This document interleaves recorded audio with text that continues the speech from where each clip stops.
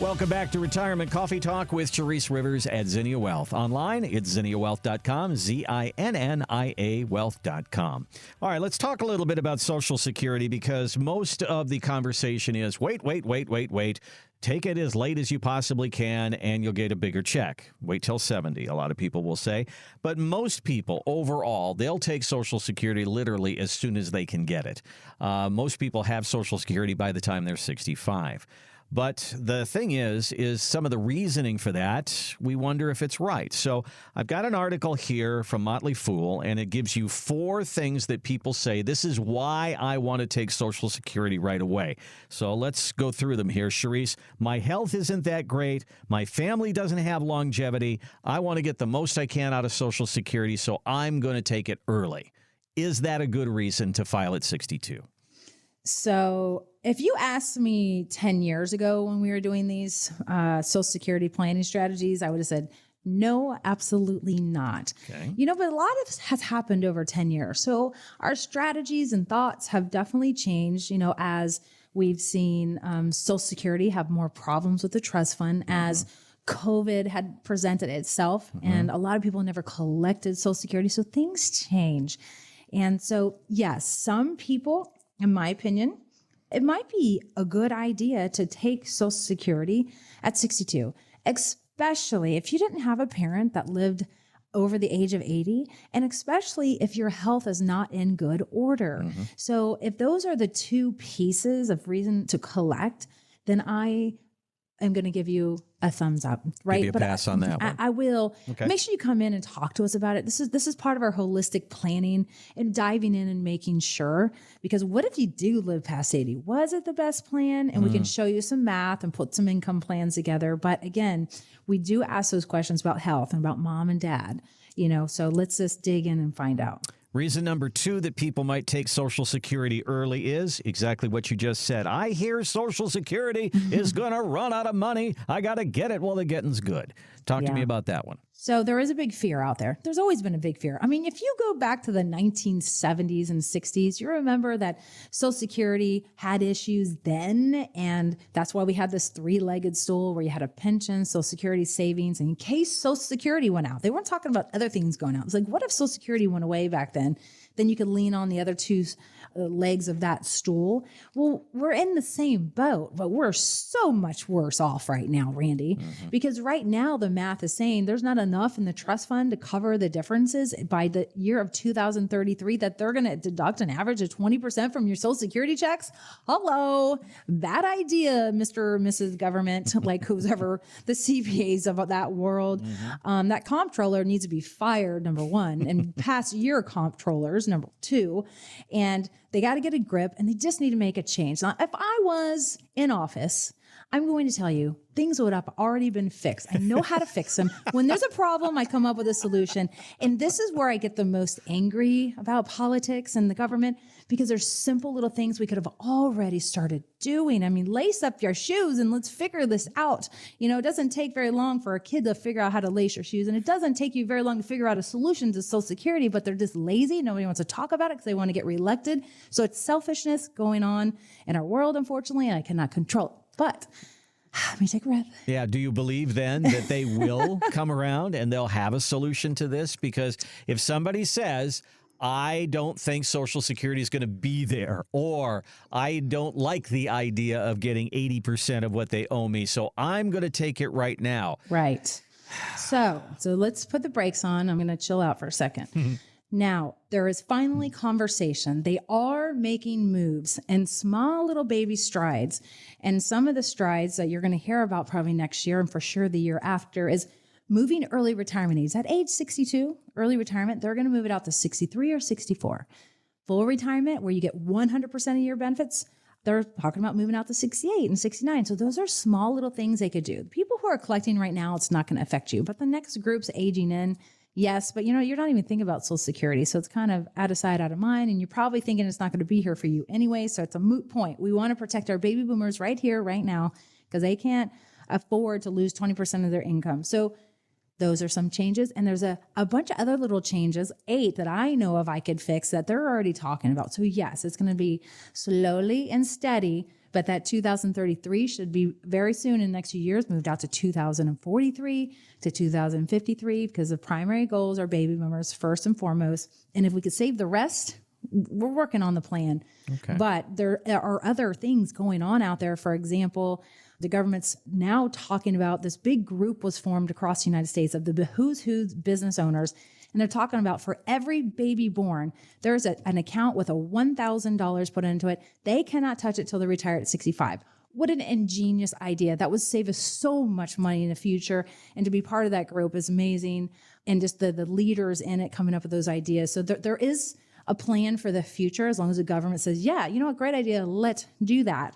But in the meantime, we got to figure out about those people in between. So that's our next issue, is coming up with a solution for the Gen Xers. They might be okay, but the millennials, you know what I mean? So the question was, should I go ahead and turn on Social Security because there's some ripple effects and a lot of noise out there? I would say no. If you're in good health, I would say no, because I see the writing on the wall and things are starting to happen. All right. Number 3 on the list of these are things people say as they take their Social Security early. If I die, I can't pass Social Security on. I can pass my 401k on. So why don't I just take Social Security at 62 and take some of the pressure off my 401k, and that way I can pass a larger money on as an inheritance? That is a statement that I can go 10 different directions, Randy. So which direction do I want to go? I'm going to say, we got a big tax bill on the horizon. So let me think that way. We got a big tax bill on the horizon. And is it better to delay taking Social Security if it is going to be solvent for the next 40 years and starting to live off some of our IRAs and 401ks while taxes are lower now? That's where my mind goes, because I do tax planning. And the thing is that, yes, I understand where you all are coming from. I am so empathetic to those thoughts. I do the math every day. Everybody in our office does the math every day. And I want you to think about, does it make more sense to trust the government? That was a joke.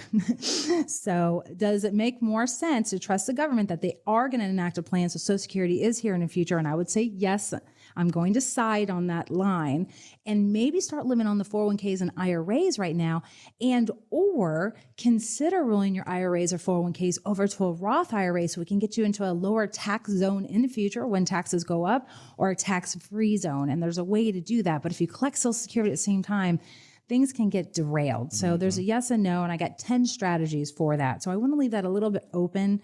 There's a yes and no to that. So come in and see me. That's why you see me, so I can see how I can apply that to your situation and to your personal economy. As we always say, do the math on your retirement. Last one in this article, the Motley Fool says, if you take Social Security at 62, you can invest it, even if you don't need it. Maybe you're still working, or maybe you live off your other money. You can invest that money, not even live on the Social Security money. You can invest it. So what do you say to that one? I've heard this one for years and years and years. And back in the day, I would go 20 years ago, I'd say, yeah, what's wrong with that? That's before I knew how to do real income planning and real strategies. I was like, yeah, let's take our money and invest it. But then we got to pay the taxes on it when we take it. Okay. So we could, or we don't take it and wait and take it at 66 or 67. Because remember, everyone, you lose on your investment. When you collect at age 62, you automatically lose 25% every year. So are you going to make 25% on that money every year is what I want you to think about. Because by taking it at 62, you get a penalty for taking it early. You'll get 100% of what you're entitled to. So let's say you get $1,000 now at 62, but you could have got $1,400 at 66 and 6 months or 67 years old. That's $400, right? And if you live 25 years in retirement, is that Social Security check going to make up that difference? And the answer is no, it's not. So are you better living off some of your savings and delaying Social Security to full retirement age where you can get that $1,400 if that's the example? And a lot of times the answer is yes. And here's the second reason. So Motley Fool, I love Motley Fool, by the way, but they're fooling you here. And so this myth buster, I'm telling you this much. What if you're a husband and wife and you both have a Social Security check and the husband has $3,000 and the wife has $2,000? And if you collect one of them at 62 and the other one at 67 and one person passes away, the smaller Social Security goes away. And then you're only left with the higher amount. So that's a big check. So is it best to delay your Social Security for both of you, or one of you take early, one of you take later? That is for us to help you decide by when we do our math and we do our Social Security strategies, because there's an actual strategy and it is absolutely different in every household, Randy. Believe it or not, I didn't realize it 20 years ago. But there is, and you want to get it right, because if one spouse passes, and let's say we lose $2,000, do we have enough saved to replenish that $2,000? And if there's a pension and that spouse passes, do we lose half of that pension or all of it? We have to take those considerations into the plan. Now, if we don't lose it and we all get it and we lose one of the smaller Social Security checks and we have enough saved, then we can come up with a solution a lot easier, right? So, but how are you going to know if you don't talk to somebody who actually understands this? So again, there are so many directions. Do not take anything that I say for advice. Please come in first and see us, and then we will give you your individual advice. But my words of advice is do not take this without seeing us first, because there's so many things we can do. And there are hazards by taking it early. There's hazards by taking it later. Then we got to check your health. We got to check your savings and your inventory and your liabilities and what you save. So again, a lot goes into it. We are so happy, all of us here, to help you. The Social Security checkpoint is one of the most important checkpoints that we're going to go over before you collect it. And if you've already collected it, there are some things that we can do, by the way, and we can give you some tips and advice, because there are some other strategies that you can go back in and get a few more dollars, which is very cool. So if you qualify for that, we'll let you know. But again, it's not one size fits all. We're happy to help. Everybody's collecting Social Security, so let's come up with a plan for it so that you don't derail your retirement by making the wrong decision and not even knowing it till it's too late. Thanks for listening to the Retirement Coffee Talk podcast. If you have questions or would like to begin the process of building a tailored retirement plan, call Zinnia Wealth at 803-368-3680 or find us online at zinniawealth.com.